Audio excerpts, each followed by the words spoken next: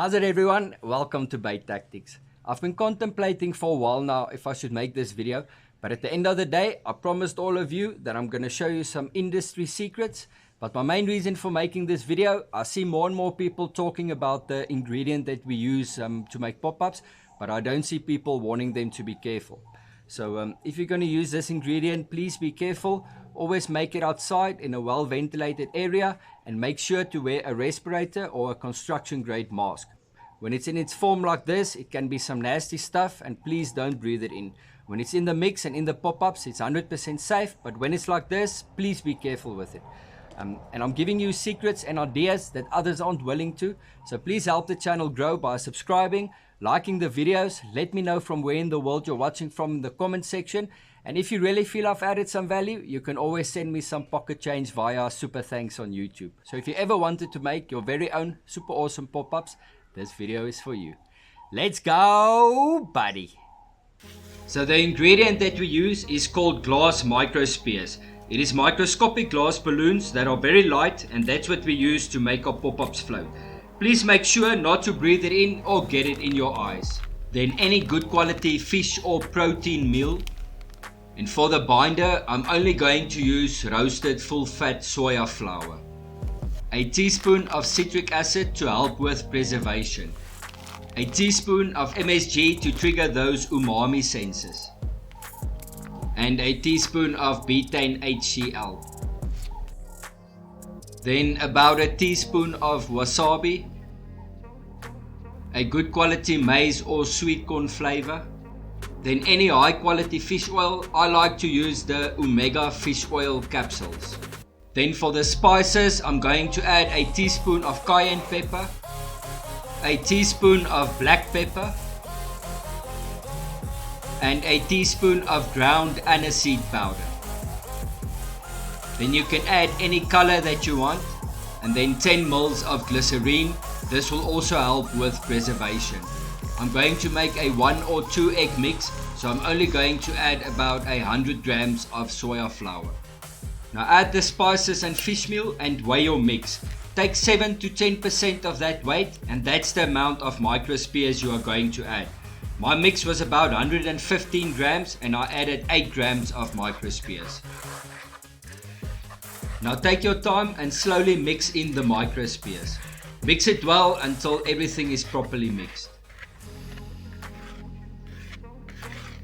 And you can use any recipe to make your pop-ups as long as you use 7 to 10% microspheres for pop-ups and 1 to 5% for wafters, depending on the buoyancy that you want. Now crack 1 to 2 eggs and add your flavor.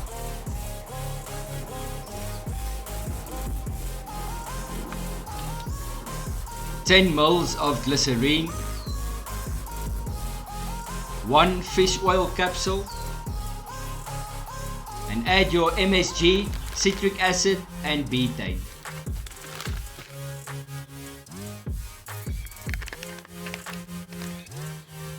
Now add about a teaspoon of wasabi and your color of choice.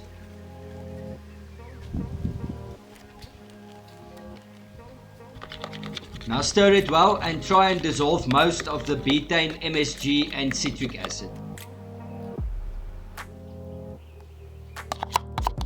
And rule of thumb is to normally add your dry to your wet ingredients, but on small batches like these is not really going to make a difference.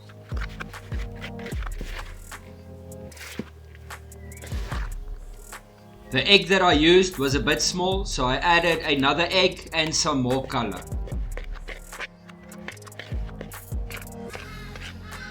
The main reason I only use soya flour for my base is I want a nice solid pop-up that's not too soluble and that takes longer to break down, but still be able to leach out loads of flavors and attraction.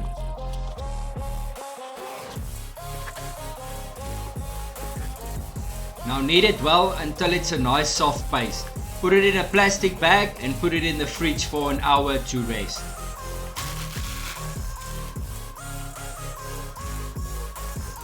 Now you can roll them with a table, but I like to roll them by hand as I want different shapes and sizes.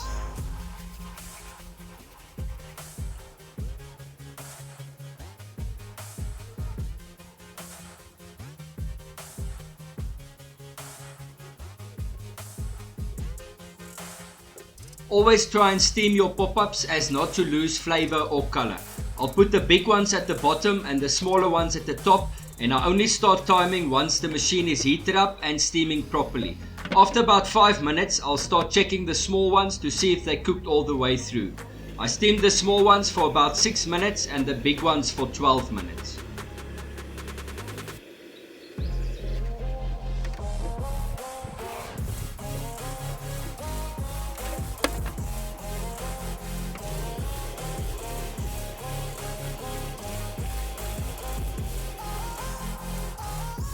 Now make sure they are cooked all the way through and leave them to dry for 3 to 5 days. You want them to be as dry as possible but still soft enough to push your needle through.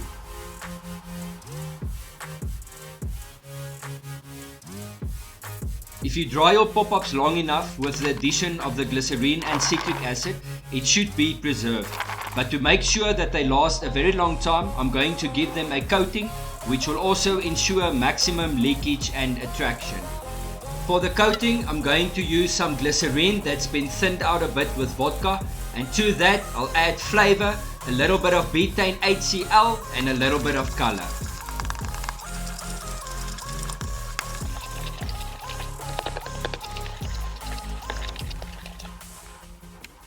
Now mix it well and pour it over your pop-ups. This will preserve them and will ensure that your pop-ups leaches out flavors, attractors and feeding triggers for a very long time. You can add chemical preservatives, but I always prefer to use as natural as possible, like glycerine and citric acid.